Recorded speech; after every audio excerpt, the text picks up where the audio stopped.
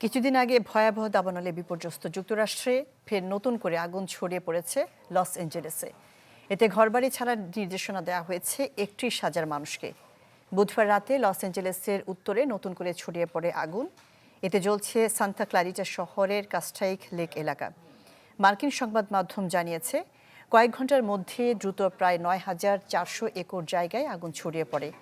দমকা হাওয়া ও শুষ্ক আবহাওয়ার কারণে আগুন নিয়ন্ত্রণে আনতে বেগ পেতে হচ্ছে দমকল কর্মীদের।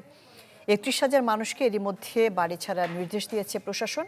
এছাড়া এলাকার একটি কারাগার থেকে প্রায় ৫০০ বন্দীকে সরিয়ে নেওয়া হচ্ছে।